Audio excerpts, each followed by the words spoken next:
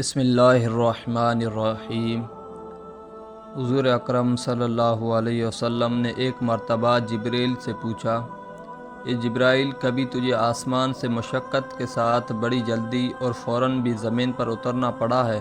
جبرائیل نے عرض کیا، ہاں یا رسول اللہ صلی اللہ علیہ وسلم، 4 مرتبہ ایسا ہوا ہے کہ مجھے فی الفور بڑی جلدی کے ساتھ زمین پر اترنا پڑا ہے۔ حضور اکرم صلی اللہ علیہ وسلم نے فرمایا، وہ 4 مرتبہ کس کس موقع پر؟ جبرائیل نے عرض کیا، ایک تو جب حضرت ابراہیم کو آگ میں ڈالا گیا تو میں اس وقت عرش الہی کے نیچے تھا۔ مجھے حکم الہی ہوا کہ جبرائیل خلیل کے آگ میں پہنچنے سے پہلے فوراً میرے خلیل کے پاس پہنچو۔ چنانچہ میں بڑی جلدی کے ساتھ فوراً ہی حضرت ابراہیم علیہ السلام کے پاس پہنچا۔ دوسری بار جب حضرت اسماعیل علیہ السلام کی گردن عطر پر چھری رکھ دی گئی تو مجھے حکم ہوا، چھری کے چلنے سے پہلے ہی زمین پر پہنچو اور چھری کو الٹا دو۔ چنانچہ میں چھری کے چلنے سے پہلے ہی زمین پر پہنچ گیا اور چھری کو چلنے نہ دیا۔ تیسری مرتبہ جب حضرت یوسف علیہ السلام کو بھائیوں نے کنویں میں گرایا تو مجھے حکم ہوا کہ میں یوسف علیہ السلام کے کنویں کے تہہ تک پہنچنے سے پہلے زمین پر پہنچوں اور کنویں سے ایک پتھر نکال کر حضرت یوسف علیہ السلام کو اس پتھر پر بآرام بٹھا دوں۔ چنانچہ میں نے ایسا ہی کیا۔ اور چوتھی مرتبہ یا رسول اللہ صلی اللہ علیہ وسلم، جب کافروں نے حضور اکرم صلی اللہ علیہ وسلم کا دندان مبارک شہید کیا تو مجھے حکم الہی ہوا کہ میں فوراً زمین پر پہنچوں اور حضور اکرم صلی اللہ علیہ وسلم کے دندان مبارک کا خون مبارک زمین پر نہ گرنے دوں اور زمین پر گرنے سے پہلے ہی وہ خون مبارک اپنے ہاتھوں پر لے لوں۔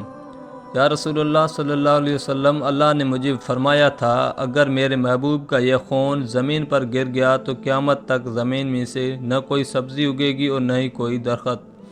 چنانچہ میں بڑی جلدی کے ساتھ زمین پر پہنچا اور حضور اکرم صلی اللہ علیہ وسلم کے خون مبارک کو اپنے ہاتھ پر لے لیا۔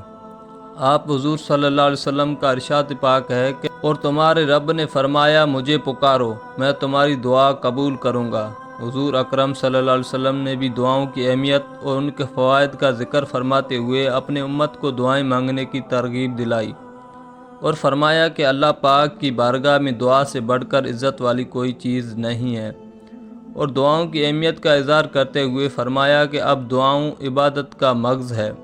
ایک اور جگہ فرمایا کہ جو اللہ پاک سے دعا نہیں مانگتا اللہ اس سے ناراض ہوتا ہے۔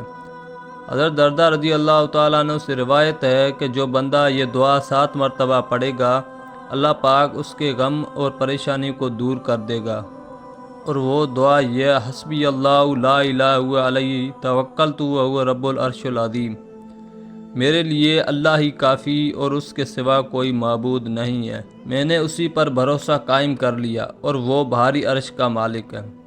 اسی طرح حضرت عثمان بن عفان رضی اللہ تعالیٰ عنہ سے روایت ہے کہ رسول کریم صلی اللہ علیہ وسلم نے فرمایا کہ جو شخص صبح و شام 3 مرتبہ یہ دعا پڑھے گا تو اس کو دنیا کی کوئی چیز نقصان نہیں پہنچائے گی، اور وہ یہ دعا، بسم اللہ الذی لا یضر مع اسمہ شیء فی الارض ولا فی السماء وہو السمیع العلیم ہے۔